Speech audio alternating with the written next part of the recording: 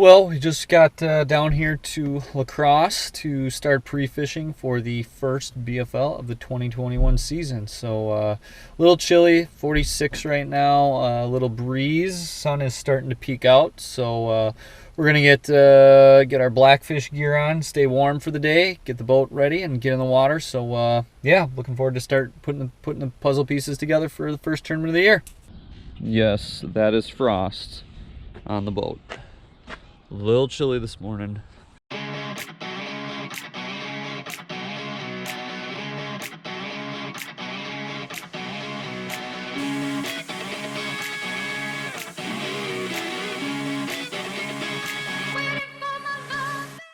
Hey everyone, just wanted to quick recap the BFL from this past weekend on Saturday, April 17th. It was kicked off our 2021 Great Lakes Division season, and not the finish I had hoped for, unfortunately. New boat, kind of came into this season really wanting to start things off on the right foot.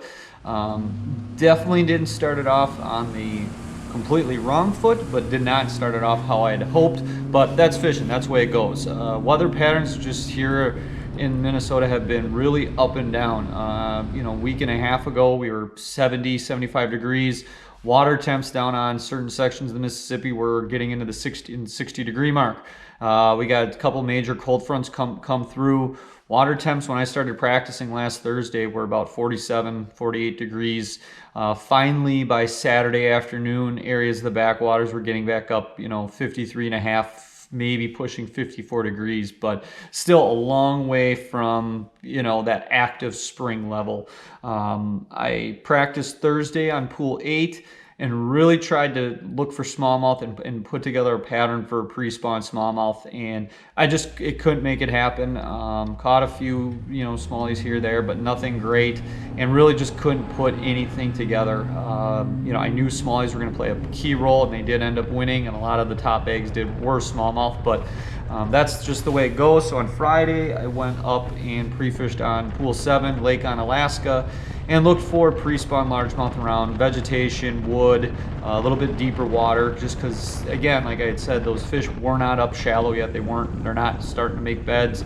At least what I found. I know some guys probably did find a couple shallow, but really wasn't the case, especially to put together a top bag. But I did on Friday practice. I did get some fish. I think I hooked 3 over the course of Friday and shook off probably another 6 or 7 bites throughout the whole day in different areas. So I got some confidence on Friday and decided to lock up to pool 7. We got up there right away on Saturday, so that was nice.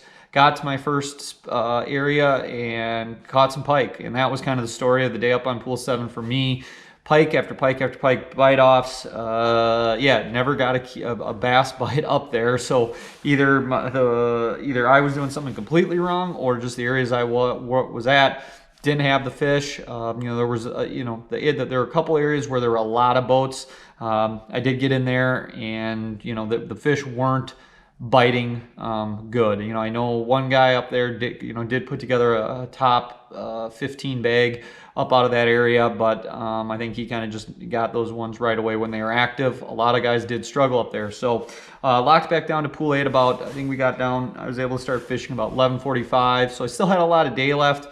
The few areas that I did have from Thursday just didn't pan out.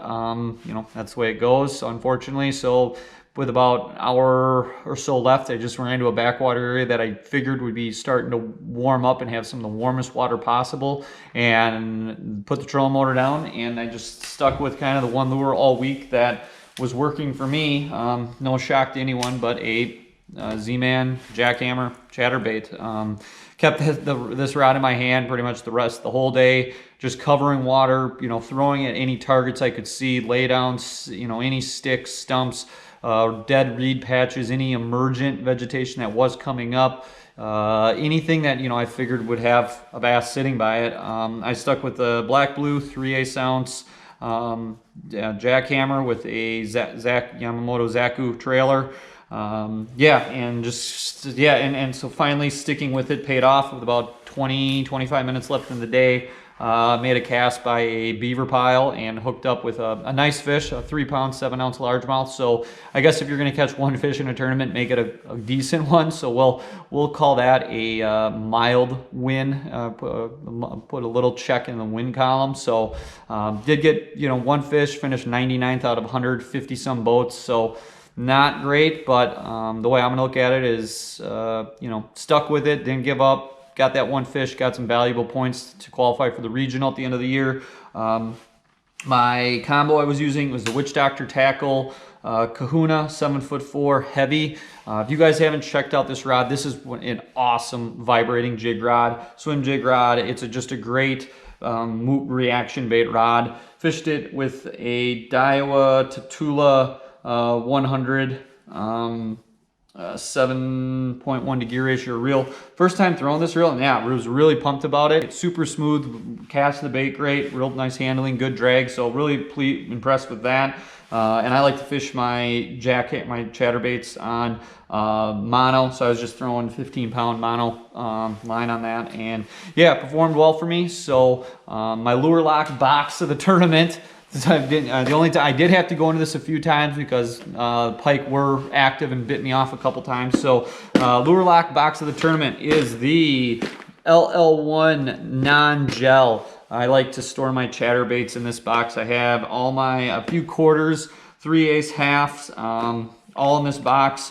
Keep a few of all the colors in there, and yeah, keep them all nice and organized. Durable latches, it's not going to break. So yeah, so thank you guys again for all the support and comments over the last week. Look forward to hopefully a more exciting recap video coming up here in probably 3 weeks following the Dick Hiley St. Jude Bass Classic. I apologize, did not get a lot of good fishing action for you guys. Got a little bit spun out during the day, but gonna have the power cord in the boat and have the camera rolling the whole time. So we're gonna get you more fishing action because me talking is boring. So we will get you more fishing action, and hopefully the recap following the St. Jude is one with some success. We'll talk about the amount of money raised for the kids of St. Jude and hopefully a great tournament finish. So thank you again for the support. Appreciate it. Please like this video, click down below and subscribe. Share with your friends. It's greatly appreciated. And if you have any questions on these products, check out the links below. Thanks again. See you guys.